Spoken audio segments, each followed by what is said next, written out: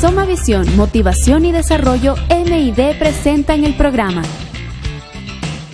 Respuestas a Preguntas que Incomodan, con el Dr. Yatensi Bonilla, con el tema ¿Es el cristianismo una religión? Parte 1.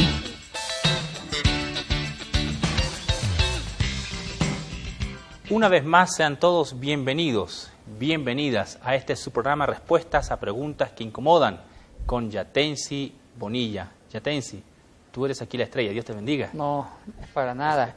Muchas bendiciones, Gabriel, un gusto en saludarlo. Ajá.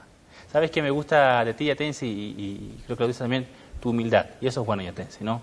Creo que la estrella, el lucero de la mañana, es nuestro Señor Jesucristo. Amén. Amén. Amén. A Él sea toda gloria y toda honra. Tenemos hoy día un tema interesante, por lo demás, como todos los que tenemos.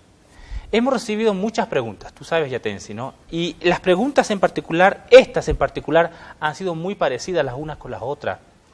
Así que hemos decidido con el equipo de producción resumirlas en una sola. ¿Es el cristianismo una religión? ¿Qué te parece la pregunta? Oye, qué buena pregunta. Y me estaba comentando, Guillermo, justo revisando las preguntas en el internet. Eran como unas 15 preguntas que apuntaban a la misma temática, cuestionando, filosofando, preguntando si el cristianismo es o no es religión. Entonces se resume en ese tema, y ese es el tema de este programa y también para otro programa, porque yo creo que va a ser 2 programas, este y el otro. ¿Es el cristianismo una religión? Y yo creo que para contestar esa pregunta tenemos que empezar a definir qué es una religión, Gabriel. Correcto. ¿Qué es religión, primerito? Mire, la palabra religión viene de una voz, de una raíz latina, del latín, que el latín es hijo del griego, el griego hijo del paleohebreo cananeo fenicio. Pero en este caso religión viene del latín y no del griego. No del griego, viene del latín relegare. Viene de religión relegare. El verbo relegare significa unir. Unir al hombre con Dios. Ahí nace toda una estructura religiosa, la unión del hombre con Dios. Pero también relegare puede significar unirse al hombre con creencias, con ritos, porque toda religión tiene creencias, ritos, doctrinas, teología. Entonces la religión une al hombre con esas creencias, une al hombre con esos ritos, une al hombre con ciertas doctrinas, con ciertos dogmas teológicos, y también une al hombre con la naturaleza desde una perspectiva de su religión, y une al hombre con Dios. Es por eso que la religión, desde el punto de vista del latín, significa unir. Volver a unir. Volver a unir. Atar. Pero tomándolo entonces etimológicamente, como tú lo has hecho ahora, religión, religare, entonces Cristo sí sería una religión. No sé si estoy equivocado, en el sentido de que Cristo vino a unirnos nuevamente el hombre con Dios. Mire, para nosotros los cristianos, a los cristianos nos asusta la palabra de religión. Sí, correcto. La vemos desde una perspectiva muy católica, tal vez. Pagana, incluso. Pagana, inclusive vemos esta palabra en forma despectiva. Pero estas personas que ven la religión desde esa perspectiva negativa es porque tal vez no ha estudiado el concepto de religión y toda la antropología cultural que está en torno a la religión, toda la psicología social de la religión y toda la teología, el significado de toda religión. Ahora, yo todavía sí pienso una cosa, Gabriel, que para mí el cristianismo no es una religión, pero el cristianismo puro. Ahora, hemos convertido el cristianismo en una religión. Aunque yo tenga un buen concepto de la religión, yo sí estoy seguro que lo que Cristo fundó en el Nuevo Testamento, lo que Cristo predicó, lo que Cristo inauguró, no fue una religión. O sea, lo que tú estás diciendo, en otras palabras, Yatensi, es que el cristianismo que nosotros tenemos es diferente al Cristo de los evangelios. Claro, totalmente. O sea, ¿quién creó la religión cristiana? No Cristo, sino sus seguidores. Y más, la iglesia medieval, la iglesia del siglo V, siglo IV con Constantino, todo esto. Mire, para responder a esta pregunta, Gabriel, si el cristianismo es o no es una religión, quiero que estudiemos y citemos un gran libro, un bestseller de todos los tiempos. Cristo y el cristianismo, 2 grandes enemigos. No me refiero a eso. Mire, hay un autor famosísimo, y yo estoy seguro que usted de pronto ha leído algo de él o lo ha escuchado. Será un antropólogo. Antropólogo religioso, Feuerbach, Ajá. europeo, Feuerbach, de un corte suizo. Feuerbach escribió un libro que le duró más de 20 años para confeccionarlo, Gabriel, que se llamó La fenomenología de las religiones comparadas. Ya el nombre es simpático, Gabriel. La fenomenología de las religiones comparadas. ¿Qué es lo que demuestra Feuerbach en este libro? Él hizo un estudio por más de 20 años, un estudio donde comparó todas las religiones antiguas y existentes y resaltó características comunes de una religión con otra. ¿Y sabe cuál fue su conclusión? Concluyó que todas las religiones, para que sea una religión, Gabriel, debe coincidir en 7 puntos. Tiene 7 características, Gabriel. Y dime algo, ¿el cristianismo está dentro de esas 7 características? Eso lo vamos a ver. Cuando vayamos viendo una por una, Ajá. Ustedes, amables televidentes, van reflexionando. Oye, el cristianismo como que tiene esta. O sea que la gente puede ir chequeando en sus casas, Sí. ¿tiene esta característica o no la tiene? Ahora, permíteme decir algo del autor de Feuerbach. Mire, él conoció la escultura budista, él vivió, inclusive conoció las religiones orientales, las religiones del Medio Oriente, inclusive hizo un estudio de las antiguas religiones sumeria, acadia, de los babilónicos, de los asirios, de los persas, de los egipcios, de los griegos, de los romanos, e inclusive Gabriel estudió profundamente las religiones precolombinas, de los mayas quiché de Centroamérica, de los aztecas en la parte de México, Guatemala, y de los incas en Perú, los chichas en Colombia, los tupí guaraní al sur del O continente. sea, hizo un trabajo mundial este tipo. Por eso se le considera su trabajo como un bestseller de todos los tiempos. Toda persona que quiera trabajar el tema religioso debe haber leído la fenomenología de las religiones comparadas de Feuerbach. Y por eso es que hay que estudiar las 7 características que usted va a ir comparando. Veamos cuáles son entonces. ¿Cuál es la primera? La primera característica, y escuche bien, amables televidentes, esto es sorprendente, yo me gozo esto, Gabriel, es que toda religión tiene un libro sagrado. Ya de Toda partida, religión tiene un libro sagrado. con esa ya nos dijiste todo. El cristianismo tiene un libro sagrado, Ya. la Biblia. La Biblia. Sigamos. El Islam tiene su libro sagrado, el Corán. ¿Y el judaísmo? Sí, el Talmud, El Talmud. lo que antes fue la Torá. Y hasta los indígenas en Centroamérica, Gabriel. ¿Con cuál? Los mayas quichés, el Popol Vuh. Pero también la India. La religión hindú tiene el famoso libro Bin Spes. Y sigamos hablando. Inclusive la religión antigua, sumeria, acadia, el Gilgamesh como el libro sagrado. Correcto. Ahora, toda religión tiene un libro sagrado. Ahora, ¿cuál es la función del libro sagrado? El libro sagrado de toda religión es el testimonio por revelación. O sea que también el concepto de revelación se trabaja en todos los libros sagrados de todas las religiones.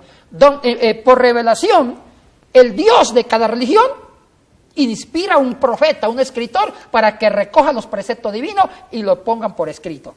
Esa es la dinámica de cómo se formaron los libros sagrados en cada religión.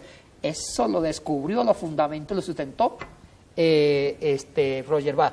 Ahora, es obvio que el cristianismo tiene su propio libro sagrado, como el judaísmo. Ahora, no importa que las otras religiones tengan su libro sagrado, lo importante es que nosotros le demos la importancia que la Biblia merece. Le demos la diferencia con otros libros sagrados, le demos la diferencia específica. Eso depende de cómo el cristianismo o el cristiano usa la Biblia. Correcto. ¿Tenemos una segunda característica también? Sí. ¿Cuál es? Otro dato curioso, Gabriel. Toda religión, en sus libros sagrados, tienen un relato en común. El relato del diluvio. Y el diluvio no solamente lo habla el Génesis. Nuestros libros sagrados como cristianos, Gabriel. También encontramos el diluvio en el libro sagrado de la cultura sumeria acadia, siglo 25 antes de Cristo. Un texto más antiguo que la Biblia. Pero ahí entramos en problemas. ¿O no? Sí. Y no lo vamos a tocar acá. No. Correcto. Ya estoy adivinando su pensamiento. Sí. Ahora bien, En el Gilgamesh, que fue un libro escrito siglo 25 a.C., en torno a la famosa ciudad de Uruk, en la Mesopotamia, donde había un rey llamado Gilgamesh, se habla de que hubo un diluvio. Y el Noé de ese diluvio se llamó Utanapistin, que construyó una barca por orden del dios Anu, el dios legendario, el dios creador de la religión sumeria-acadia, los antiguos babilónicos, lo que ahorita es el territorio de Irán, Irak, todos estos países actuales. Ahora, también los hindú creen en un diluvio, y el Noé de la India se llamó Manu. Interesante, que también construyó una barca. También, ¿y en nuestra América Latina?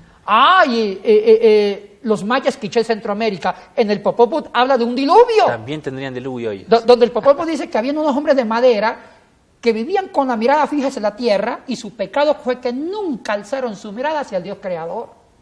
Entonces, el Dios creador de los mayas quiché de Centroamérica, el Dios le mandó unos pájaros que les arrancó los ojos, y después les mandó un diluvio que se subían en los árboles para crear una nueva raza de hombres que fueran gratos con Dios.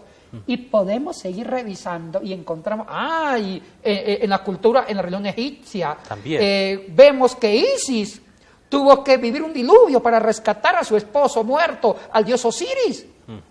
Y ellos explicaban como diluvio las constantes inundaciones del río Nilo. Entonces, la segunda característica es de ley. Toda religión en su escrito sagrado presenta un diluvio. Pero aquí hay una cosa importante, Gabriel. ¿Por qué el diluvio? ¿Por qué agua? ¿Por qué tormenta? Hay un psiquiatra que quiero mencionar, muy importante, que trabajó de la psiquiatría, una materia que se llama la psiquiatría religiosa, explicando los fenómenos religiosos desde el punto de vista psiquiátrico. Y él dijo que hay un inconsciente colectivo, que es increíble que religiones que nunca tuvieron contacto con otras religiones casi creen en lo mismo. ¿Y cómo es posible esto? Él lo explicó desde un fenómeno de la psiquiatría, que hay un inconsciente social, que es complejo de explicarlo, que existen coincidencias entre una cultura y la otra, aunque las dos culturas no se hayan conocido. Es lo que él llamó el inconsciente social, un inconsciente colectivo. Hay como principios religiosos en nuestra psique. En nuestra psique social, interrelacional. Interesante esa explicación desde el punto de vista de la psiquiatría. Ahora, Gabriel, decía Roger Bach, ¿por qué todos los relatos tienen el tema del diluvio? Por el tema del agua. Para todas las culturas antiguas, el agua significaba purificación, limpieza. Entonces, cuando usted lee Génesis, o lee el Popol Vuh de los mayas, o lee el Gilgamesh, o lee otro relato, observan que el diluvio fue causado por el pecado de los seres humanos. Y que después del diluvio hay una nueva generación. Exactamente, el agua limpia. Y de nuevo, la limpieza con el agua crea una nueva esperanza, una nueva creación de hombres. Pero es lo mismo con nuestro bautismo en agua, nuestro bautismo cristiano. Bueno, y eso es otro de las 7 características que vamos a mencionar. Listo. ¿Cuál es la tercera entonces característica? La tercera característica que toda religión tiene, según Roger Bach en su libro La Fenomenología de las Religiones Comparadas, es los relatos de la creación. En todas las religiones cuentan la historia desde su óptica, desde su visión religiosa, de cómo el cosmos, las criaturas fueron creadas. Usted lee el Popol Vuh, habla de la creación. Lee Gilgamesh, habla como Enlil, el dios Anu, la diosa Aruru, la diosa Istar crearon. O como en la literatura griega, Poseidón, en combate con Zeus, generaron las cosas juntos con Gea. Si usted lee inclusive la cultura persa, el origen de Mequías, de Mequianea en cuanto a la creación es increíble. Entonces siempre hay un relato de la creación donde pone a su Dios como el originador de todas las cosas. Esa es la tercera característica de toda religión, hablar sobre o presentar a su divinidad como un Dios creador. Correcto. Cuarta característica, pastor y amigo, ¿cuál es? Mire, la cuarta característica es lo que usted ya había planteado. El bautismo. El bautismo. Toda religión, Gabriel, tiene un rito de iniciación. Llámese como se llame, Gabriel. Para algunas religiones se llama bautismo. Para nosotros, los para cristianos. nosotros. El bautismo es un rito que en el fondo significa de incorporación, de iniciación a esa creencia, a esa institución, es un sentido de pertenencia.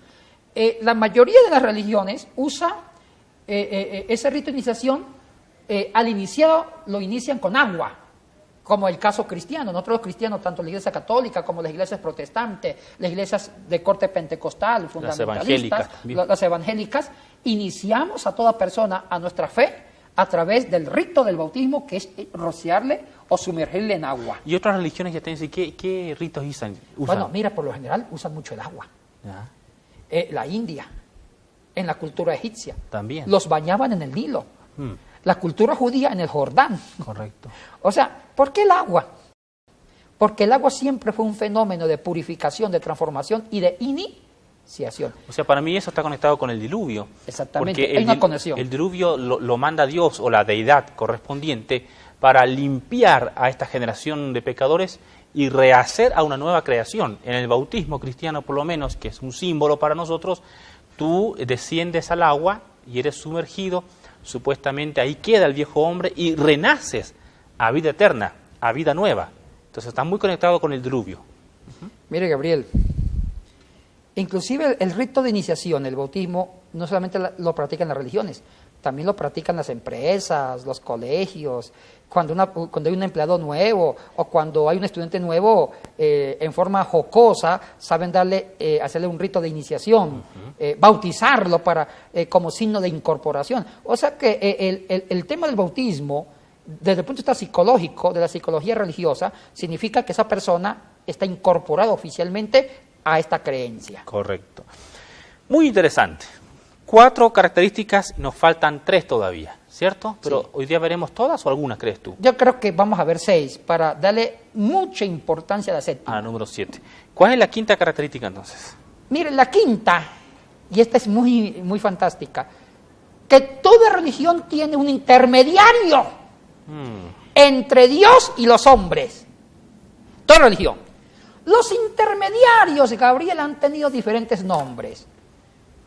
Para los antiguas culturas precolombinas, el chamán o el brujo, que era el que recogía las peticiones del pueblo para mandarla a su divinidad. El chamán. Para el judaísmo o los católicos romanos, el sacerdote como intermediario. Para nosotros los evangélicos, ahora es el apóstol. ¿O el pastor? El pastor es como un intermediario. Porque el intermediario es el que hace la conexión entre los hombres, los laicos y Dios. Ahora, aquí viene algo chistoso. Nosotros los evangélicos decimos que no tenemos intermediario. Pero en la práctica sí usamos intermediarios. ¿Cómo así? Un ejemplo. Viene la hermanita. Pastor, ore por mí. Ore por mí. Esta es la oración, estas son las peticiones. ¿A ti seguramente han recurrido para eso? Sí. A mí también. También. Y yo me sonrío y digo, no se equivocó Roger Bad, porque la hermana inconscientemente quiere usar un intermediario. O sea, como que ella no se siente capaz de orar ella misma. Es como que ve al intermediario como más cerca de Dios. Exactamente. Esa es la figura del intermediario en todas las religiones, como un ungido, una ungida que está muy cerca de la divinidad. Inconscientemente todos los evangélicos que niegan los intermediarios también lo creen. Por lo menos la hermanita, profeta. Viene un profeta. ¡Ay, profetíceme! Intermediario. Porque ella no descubre lo que Dios quiere en su vida. Porque ella no descubre lo que Dios quiere que haga. ¿Por qué tiene que usar el intermediario? El apóstol. Y justamente eso del apóstol, del profeta, es como que nosotros mismos, la iglesia, estamos creando cada vez más intermediarios más cercanos a Dios. Claro. Compuestos y nombres y títulos. Sí. Inclusive ya hay personas que dependen del líder. Si el líder no ora por mí, híjole, yo no puedo orar, él debe orar por mí. Si el líder no impone las manos sobre mí, no sirve mi espiritualidad. O sea que estamos dependiendo mucho de un gran cacique espiritual. Y eso es un patrón muy común en toda la región. Y mire que hemos dañado la Reforma, porque la Reforma protestante con Martín Lutero, Gabriel, que vimos todo un programa de Reforma, vimos que Lutero quiso eliminar el concepto de intermediario, que cada creyente es como una forma de sacerdote. Claro. Él mismo puede acercarse directamente a Dios sin intermediario. Pero parece que la Reforma no tuvo mucho efecto, porque hemos vuelto de una forma u otra al papel del intermediario. Fue Martín Lutero quien habló acerca del sacerdocio universal del creyente, es decir, que todos podíamos de alguna manera interpretar las Sagradas Escrituras y también acercarnos a Dios. Lo que sabemos que para el siglo XV, siglo XVI, era completamente una herejía, ¿no? De acuerdo, Gabriel. Correctísimo. Bueno, tenemos 5 características. Vamos a la número 6. ¿Cuál es? La sexta característica que dice Feuerbach en su libro La fenomenología de las religiones comparadas es que toda religión necesita de un lugar físico para adorar a su Dios, lo que se llama el templo. Y es cierto, Gabriel. Sea cual fuera la religión, toda religión tiene su templo, su edificio para reunir a los fieles de esa religión. Templos. Aunque te digo que esto está cambiando con nuevos modelos de iglesia en el cristianismo, ¿no? Y Bueno, ya hemos hablado tú Sí, y yo de eso. esos son los cristianos que quieren diferenciar el cristianismo de la religión. Correcto. Pero el cristianismo tradicional, si no tiene un templo físico, casi no hay culto. Yo me he encontrado con feligreses así y con pastores y así, personas muy cristianas, muy serias, muy conservadoras, muy buenas personas, que justamente cuando no hay un templo, un lugar físico, con la mesa de comunión, con el púlpito, con las bancas, en forma rectangular, como que no se sienten, como que no se hallan. ¿Dónde estoy? ¿Es una secta esto? ¿Te ha pasado a ti eso, Yatensi? Sí me ha pasado. Y esto es bastante complicado y muy peligroso. Peligroso, Porque ¿no? podemos reducir el cristianismo al templo, ser cristianos templistas. Ajá. Y gastamos millones de dólares por construir templos, mientras que los templos humanos se mueren de hambre. Ahora, el templo es un tema muy polémico. Lo único que es cierto es que Feuerbach demostró que toda religión seria, entre comillas, tiene templo. Los budistas, los maometanistas, los islámicos, Los cristianos. inclusive las culturas precolombinas, los incas hicieron lindos templos, los aztecas, los chichas, el catolicismo, todo esto. Ahora, Cristo, la iglesia primitiva del Nuevo Testamento, No tenía templos. no tenían templo. Y esto es importante entender, No amados tenía creyentes, no tenía templos. Los cultos se celebraban en casitas. Y justamente ya que estamos en una mesa aquí, como tú sabes, me gusta la historia y estudiar la Biblia. Justamente los primeros 3-4 siglos los cristianos se reunían alrededor de una mesa, la mesa de comunión, en las cenas de ágape. Así que incluso físicamente hablando, las reuniones eran circulares o incluso ovaladas, pero los templos de hoy son rectangulares. ¿Por qué esa diferencia? Porque antiguamente, inclusive en la iglesia primitiva, en el modelo bíblico, la mesa redonda significaba comer en torno a la mesa, compartir, comunión, unidad. Y es más, en los antiguos cultos cristianos no había templo, sino que los cultos se celebraban en casitas y siempre a la luz de un banquete, de una comida. O sea que el origen del culto cristiano fue en torno a la última cena que Cristo instituyó antes de morir. Entonces, los primeros siglos, o el primer siglo, bueno, antes que se terminara las persecuciones, que se terminó con Constantino en el año 313, miramos que los primeros 3 siglos, ellos reproducieron la última cena de Jesús. El culto era compartir el pan.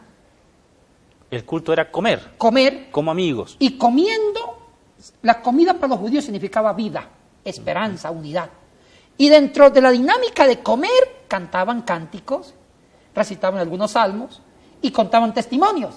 Pero no había un culto formal ni estructurado, eso no había. El culto, más que oraciones, más que cantos o música, era el espíritu de unidad.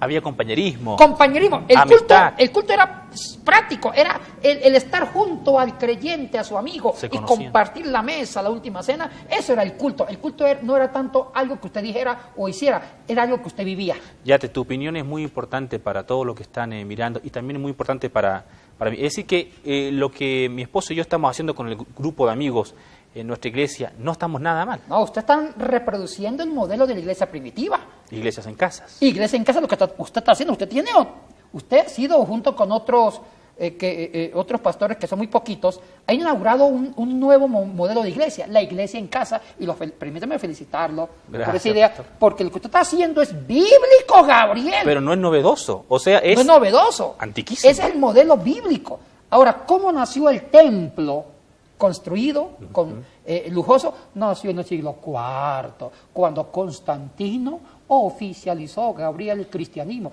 ¿Y sabe qué hizo Constantino? Viró la tortilla. En los tiempos de las persecuciones, los paganos, dirigidos por emperadores, perseguían cristianos. Así es. Y inclusive celebraban los cultos a escondidas en las catacumbas. Y después que Constantino, que fue el primer, entre comillas, emperador cristiano, oficializó el cristianismo y vino la tortilla, empezó a perseguir paganos. Entonces pasó de ser una iglesia perseguida a una iglesia perseguidora. ¿Y sabe qué hizo Constantino? Empezó a confiscar los templos de los paganos para dárselo a los cristianos. Wow. Y ahí se inició el uso del templo, Hasta el día de hoy. hasta el día de hoy, por los cristianos, por un decreto de Constantino. Mire, dígame en la Biblia, en el Nuevo Testamento, claro, porque en el Antiguo Testamento en los judaísmos se usó un templo de Jerusalén, pero en el Nuevo Testamento, en la iglesia primitiva no había templo. Y es más, en los Hechos de los Apóstoles no pedían plata para construir templos, sino que pedían plata para ayudar a las personas. Tremendo. Me imagino que... Porque ellos invertían mejor en los templos vivos antes que los templos de ladrillo. Cuidado, además no estoy diciendo que no construyan templos, construyan templos. Pero un consejo de este amigo y cerebro de ustedes. Templos sencillos, hagan templos, pero hacen unos templos lujosísimos. Inviertan mejor en los templos humanos. Es como dirá usted mismo, es una humilde opinión de este humilde siervo. Correcto. Qué interesante el programa de hoy, ya se nos fue el tiempo, vamos a recapitular ya antes de ir terminando porque nos indican que nos quedan apenas 2 minutos.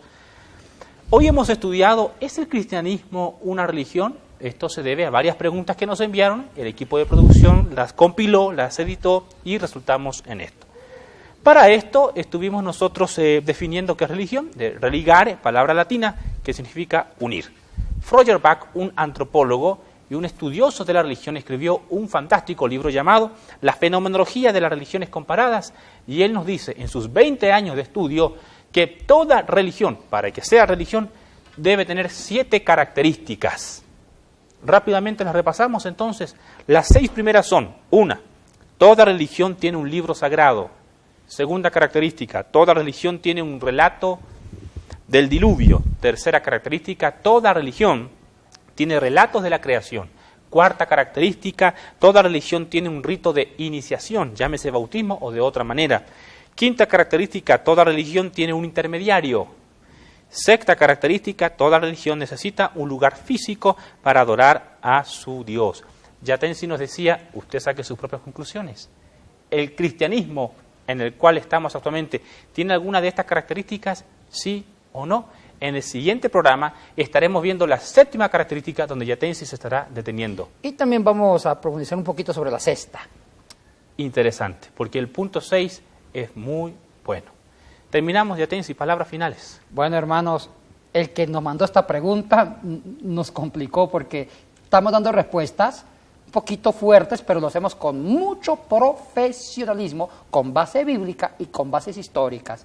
Porque Gabriel, aparte de ser un gran investigador erudito, es también un hombre pastoral comprometido con la pastoral. O sea, que estas críticas bien orientadas lo hacen personas que son responsables en el cristianismo y personas responsables en la pastoral. Bueno, amigos y amigas, nos despedimos. Muchas gracias y hasta la próxima oportunidad. Bendiciones, hermanos y hermanas.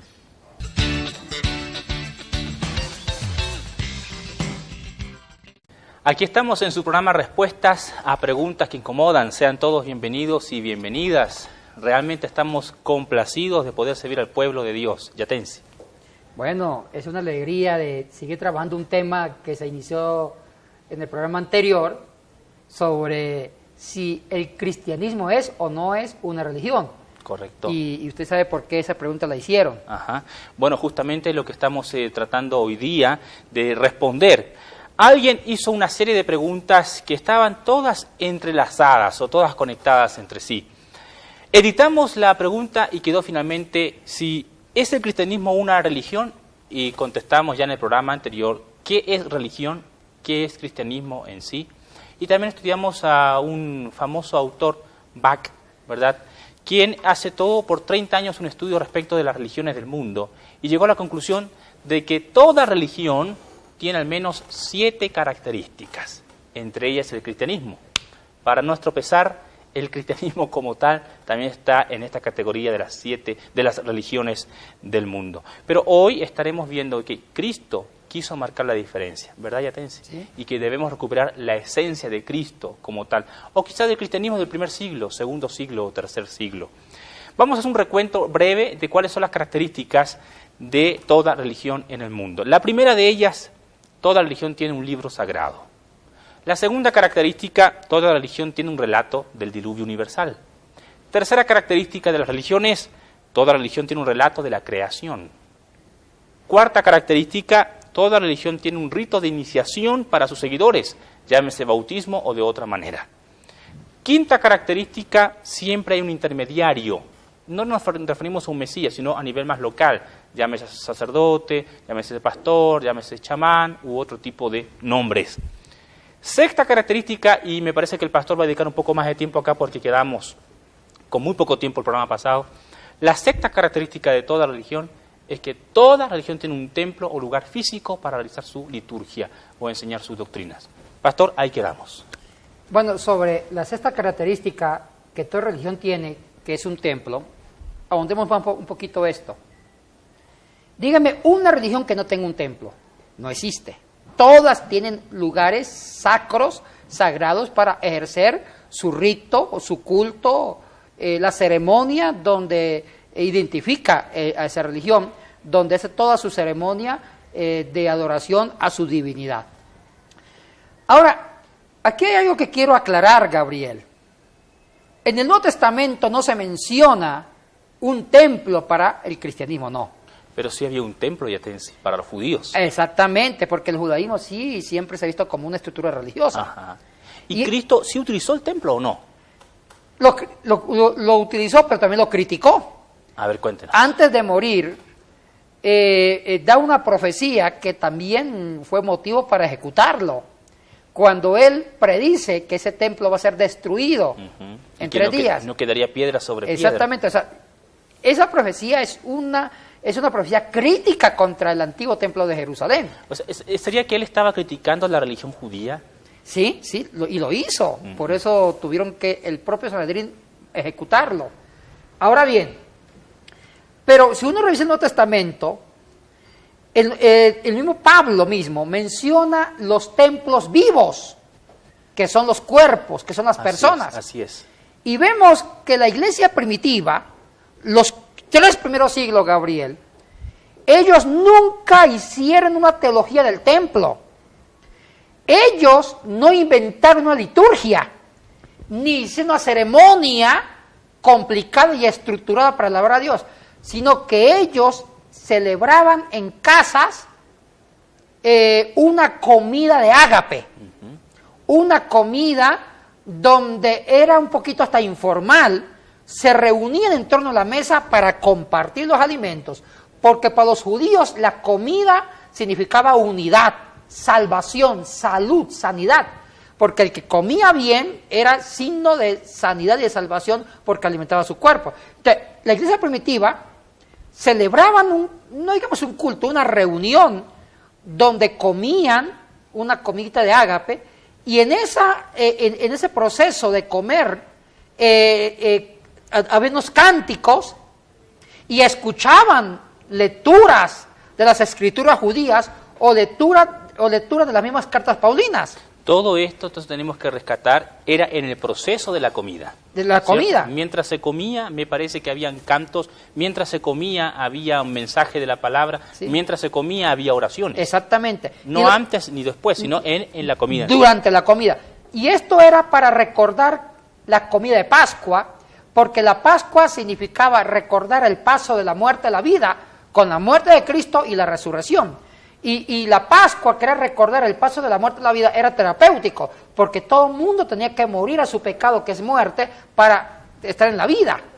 Entonces, era algo muy terapéutico, muy dinámico, muy divertido, y también de una profundidad espiritual, porque en esa comida ellos ofrecían a Cristo, al Dios, todo lo que ellos eran, su trabajo, su vida, sus defectos, sus errores. Era algo que significaba transformación.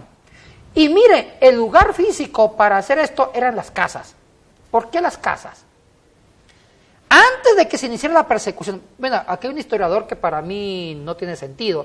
Él decía que la iglesia primitiva celebraba los cultos en las casas porque los perseguían, y como los perseguían tenían que buscar casas para esconderse y celebrar la Santa Cena. Eso no es cierto. ¿Tú no estás de acuerdo con esa postura? No, porque la persecución se inició en el 62 con Nerón, y antes del 62, antes de que hubiera la persecución en contra del cristianismo, ya ellos usaban las casas de los creyentes para el encuentro cristiano, para la reunión de los cristianos.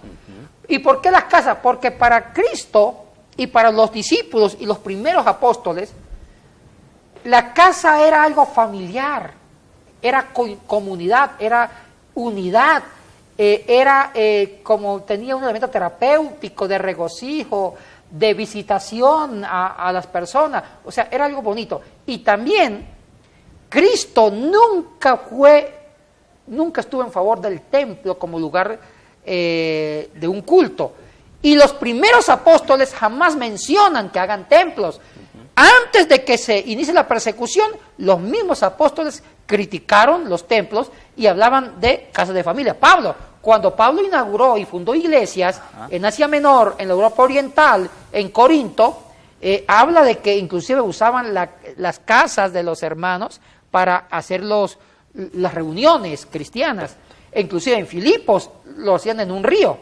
Ahora, Pablo quiso usar las sinagogas en un comienzo como reunión, pero eso no resultó, porque los judíos no aceptaron que usaran la sinagoga. Por eso que Pablo inicia las reuniones cristianas, la fundación de las iglesias en casas de familia.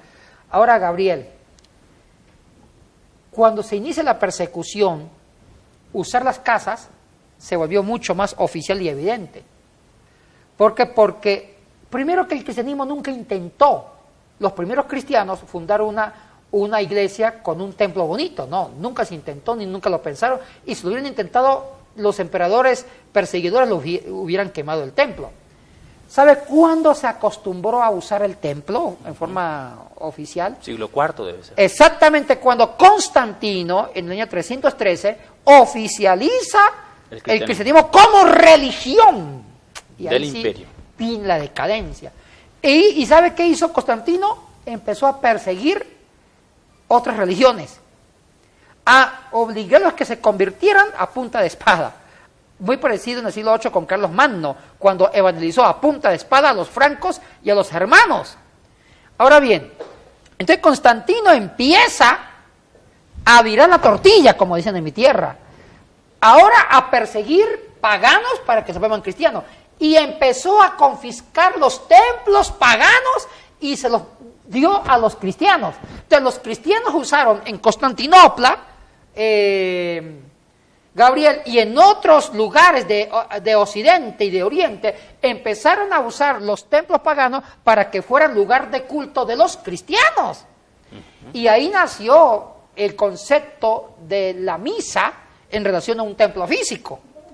Y ahorita esta cultura del templo, porque si no hay templo, no hay adoración, si no hay templo, no hay culto, si no hay templo, no hay alabanza.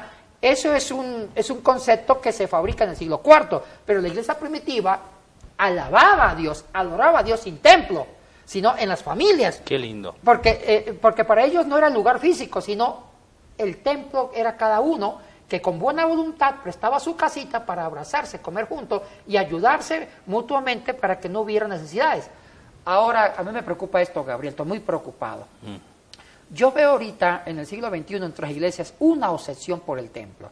Debemos construir una iglesia sin templo, no es iglesia. Correcto. Eso es religión, Gabriel. Así es. Y eso dice Feuerbach. Una de las características de toda religión es tener un lugar físico. Y Cristo no le importó el templo, ni tampoco a Pablo, ni a Pedro, ni los apóstoles. Ellos celebraron a Cristo, celebraron la comida, la Pascua, en el campo, en las casitas. Lo indispensable para celebrar una ceremonia cristiana era el corazón de cada uno. Porque dijo Pablo, cada uno es un templo vivo del Espíritu Santo. Correcto. Bueno, después de esta magistral explicación realmente respecto a la sexta característica de toda religión, que toda religión tiene un templo, y también con esta aguda crítica hacia nosotros como cristianos evangélicos respecto al templo, vamos a la séptima y última característica, Yatense. Mira, A mí me gusta mucho el modelo actualmente de iglesias en casa. Cuando hay una iglesia en casa yo me siento más a gusto, porque es recordar los orígenes del cristianismo. Correcto. Porque Cristo fundó un ideal, un movimiento, pero sin religión. Porque si Cristo hubiera pensado fundar la religión, ya hubiera dicho, busquen un templo para que me adoren o adoren al Padre. Pero Cristo no habló ni de templo, no habló de muchas cosas, porque Él no fundó una religión, fundó un estilo de vida. Correcto.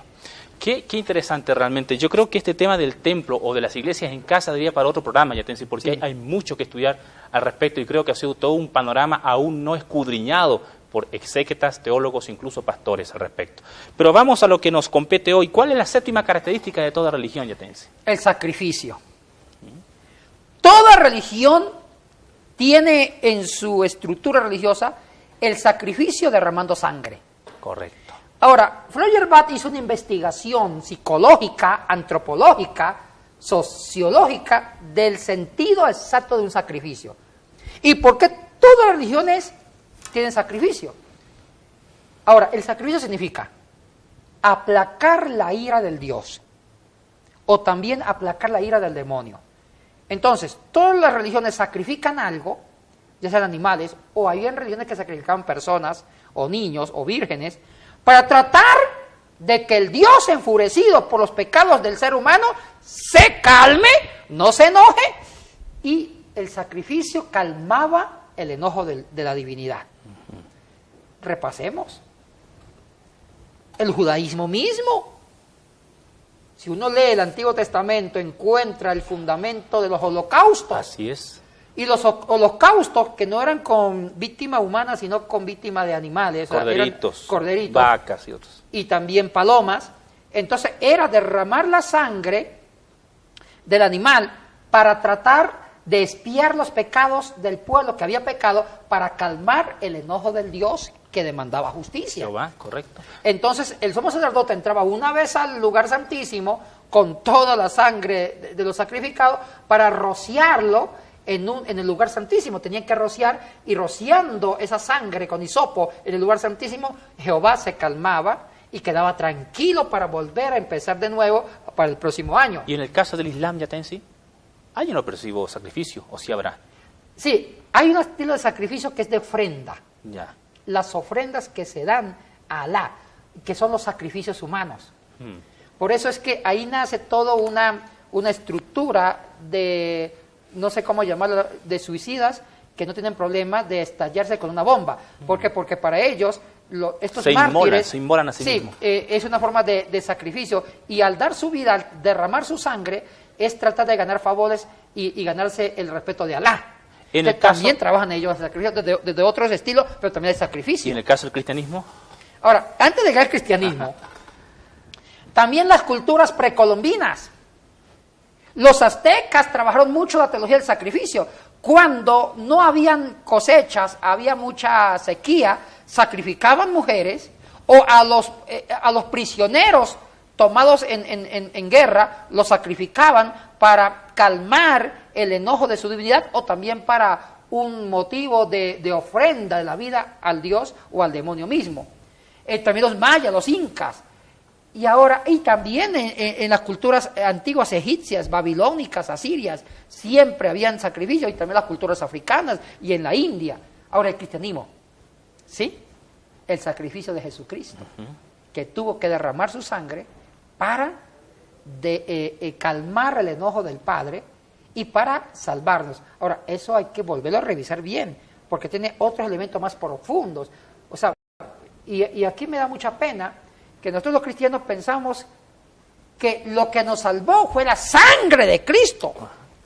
No, lo que nos salvó no fue la sangre de Cristo. La sangre de Cristo es la consecuencia de algo más profundo por lo cual Dios nos salvó. Pero siempre decimos, la sangre de Cristo tiene poder. Lo que tiene O poder, cúbreme con tu sangre, Señor. Sí. ¿Tú nunca lo has dicho, Yatensi? sí, claro que sí. Entonces, ¿de qué estamos hablando? No, lo que pasa es que hay que volver a leer bien la Biblia. El problema es que si decimos que fue la sangre lo que salvó a la humanidad de Cristo, es como que encuadrar al cristianismo dentro de las otras religiones. Ahora, cuidado, lo que salvó fue Juan 3:16, el amor ágape. Tanto amó Dios al mundo que entregó a su Hijo, a su único. O sea que lo que salva es el amor de Dios, lo que redime es el amor de Dios. No la sangre. La sangre es la consecuencia del amor. ¿Será que la sangre es como el símbolo de este amor? Exactamente. Ajá. ¿Por qué? Porque Dios se desacomodó del cielo en el amor ágape, se encarna en la historia, parte del amor ágape, se sacrifica, porque nadie tiene mayor amor que este, que uno coloque la vida, y Dios colocó la vida por la humanidad en Cristo Jesús. Entonces, el bajarse del cielo y encarnarse en la humanidad ya es amor ágape.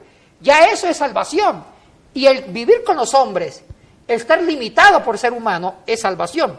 Entonces, ese amor lo llevó a la cruz. Ese amor lo llevó a derramar la sangre. Ajá. O sea que lo que nos salva es el amor de Dios que generó la sangre.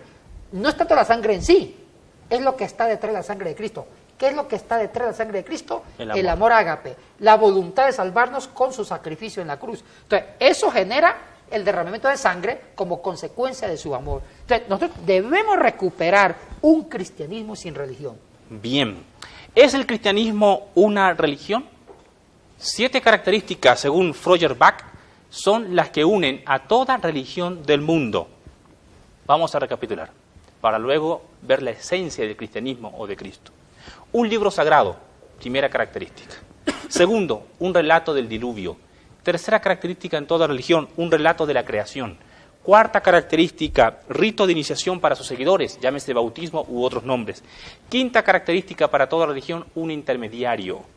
Sexta característica, tener un templo, un espacio físico para adorar, hacer liturgia, adoctrinar. Séptima y última característica de toda religión, sacrificio con sangre. Yatensi, ¿el cristianismo entonces está en estas como tal? Bueno, la forma con que nosotros lo presentamos sería una religión. Porque la forma actual en que lo estamos presentando. Por ejemplo, que tenemos ahorita, usamos bautismo para que usted sea iniciado. Usamos los relatos bíblicos, sí. Creación, diluvio, que eso está bien. Usamos un templo. Sí, tenemos un intermediario. Y tenemos un intermediario, que si no es por él no habría Y tenemos culto. Sacrificio con sangre. Y también tenemos un sacrificio con sangre, que fue el de Cristo. ¿Y entonces qué hacemos, Yatensi?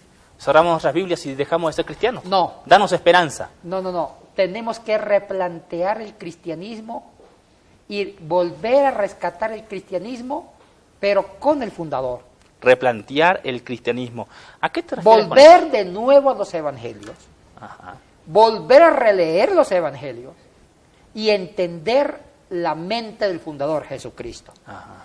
Jesucristo no fundó una religión, fundó una esperanza, una vida, un proyecto de salvación que se sale de una estructura religiosa. O sea, ¿Cristo no fundó una iglesia? No, nunca dice que Cristo fundó una iglesia. Sobre esta roca edificaré mi iglesia, No, es que hay que entender bien la exégesis del texto. Y eso da para otro programa, ¿verdad? Claro. Qué lindo, ¿eh? Lo que Cristo fundó fue un proyecto de vida, fundó un movimiento, una esperanza, una transformación, un cambio de metanoia, una conversión, fundó una nueva filosofía de vida, fundó una nueva ideología, fundó un nuevo corazón, nos dio un nuevo corazón, nos dio ideales para vivir. O sea, que nos da una visión de la historia nueva, una transformación, y eso se fundamenta en el amor ágape, dejar de ser yo para que el otro sea.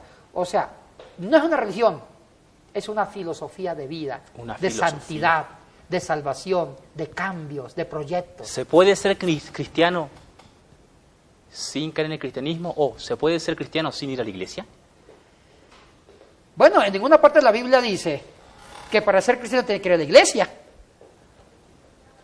Ojo, no estoy diciendo que no vayamos a la iglesia, hay que ir a la iglesia, pero que no se convierta en una religión, una tradición, que aunque no me nace, voy a la iglesia, porque es religión, voy a la iglesia, porque no a la iglesia me condeno, no. El cristianismo es más que ir a la iglesia los domingos, es un cambio de vida, es una transformación de vida, es una metanoia, y grabamos 7 programas de conversión. Ajá, el proceso de la conversión, correcto. Mire, vamos a temas puntuales. Hay amigos que no son cristianos, son ateos, y se burlan de nosotros los cristianos. ¿Por qué se burlan ya de eso? Dice, mire, ustedes los cristianos se jactan de ser cristianos, de ser renovados, pero nunca pagan impuestos. son inconstantes, son incumplidos. No las veo en ustedes algo diferente a los demás. Mentirosos, chismosos, no todos. Me dice, demuestren que son cristianos, pero no como religión, sino como un proyecto de salvación y una transformación. Porque el auténtico cristianismo va formando un carácter, va transformando una mente, va comprometiendo al hombre a amar a las personas. Son personas que buscan la justicia, que buscan el arrepentimiento, que buscan la paz, que buscan la verdad, que buscan renovarse, que buscan ser mejores dentro de una estructura o dentro de unos principios. O sea, que el cristianismo es una transformación de su mente y de su corazón. Que usted busque una iglesia es la consecuencia. Que usted busque el bautismo es la consecuencia. Ojo, no estoy diciendo que no nos bauticemos, no he dicho que no vayamos a la iglesia, hay que irlo, pero que sea la consecuencia de algo más profundo, de una transformación por dentro. ¿Es posible hallar hoy en el siglo XXI, en nuestro amado Ecuador y América Latina, tú que conoces varios países, por no decir todos los del continente, realmente iglesias cristianas de a de veras, Sí, sí, que se apegan al Cristo de los Evangelios, Sí. al Cristo? sí. Y yo creo que no es tan, lo que define a un gran cristiano no es tanto la estructura de la iglesia, es su corazón y su vida. ¿Cuál es la iglesia verdadera? Que era una subpregunta del amigo que nos envió esta. ¿Cuál es la iglesia verdadera entonces? Ay, mire, ahorita estamos en en un concurso de muchas iglesias. Ajá, Uno va diferentes caminando, matices, colores. Esta es la iglesia verdadera, esta es la iglesia sana, esta es la que tiene la doctrina sana. Que yo no sé a cuál creer. Ajá.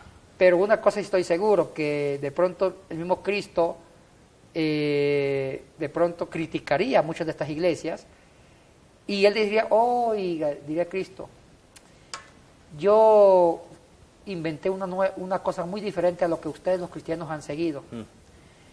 Yo creo que a Cristo no le importa mucho una estructura, lo que a Cristo le importa es vidas transformadas, eso es todo. Yatensi, tú has escuchado de este autor John Sobrino, seguramente. Sí, sí, sí. Pues a John Sobrino, un estudiante le preguntó en cierta ocasión cuál es la iglesia verdadera, ¿no? Y era justamente un tratado de una materia de eclesiología, ¿no? Porque se estaba hablando acerca si la iglesia verdadera es la iglesia más grande o la iglesia mediana o la iglesia pequeña. Habían preguntas en el salón, ¿cuándo una iglesia se constituye como tal? ¿Cuando tiene 25 miembros? ¿Cuando tiene 30 miembros? ¿Tiene 50 miembros? ¿Quién decide eso? ¿La denominación? ¿Los superintendentes? ¿Los obispos? ¿Los miembros? Así que finalmente uno de los estudiantes le pregunta al señor Sobrino, ¿cuál es la iglesia verdadera? Y él respondió, me parece una respuesta sencilla, ¿qué opinas tú? Dice, la iglesia verdadera es aquella que cuando se cuenta su historia se parece a la del Jesús de los Evangelios. ¿Qué opinas de esta respuesta? Fue una respuesta muy bíblica, muy cristocéntrica. Mire, no hay tiempo para ahondar más una nueva propuesta cristiana, pero hay un libro que sí voy a recomendar que los que estén interesados lo compren en la Soma. Se llama Cristo y el cristianismo, dos grandes enemigos. Ajá, ¿y el autor quién es? Este humilde servidor. Y este libro le va a dar la orientación de cómo volver al pensamiento de Jesucristo. No es un libro para plantar iglesias, no. No. Es un libro donde se usa mucho el griego, se usa mucho la exégesis para entender los principios de Cristo. Y el tercer capítulo es una propuesta que se hace para volver a vivir un cristianismo auténtico. El tercer capítulo es para mí el más importante, es la propuesta. Es una propuesta válida. Válida. En cambio, el primer capítulo es reconstruir al Cristo de la Biblia con una exégesis, usando mucho el griego. Y el 2 es una crítica como la historia institucionalizó lo que Jesucristo dijo, volviéndolo a religión. Porque toda religión es estructura, es una institución. Y aunque digamos que no somos religión, en el fondo sí lo somos, porque observamos los 7 principios. Y, ojo, estos principios no son malos, son buenos. Pero yo como cristiano, yo me bauticé. Como cristiano voy a una iglesia. Como cristiano creo en el relato de la Biblia del diluvio, lo creo en la creación. Pero no tengo que sujetarme solamente a eso, tengo que tener un valor agregado que me diferencie de otras religiones. Y eso está en cada uno, cuando uno vive un proyecto de vida, de transformación, un proyecto de una mentalidad de un convertido. Correcto. Bueno, estamos llegando al final justamente de este programa. hemos respondido a la pregunta, ¿es el cristianismo una religión?, en base a 2 programas.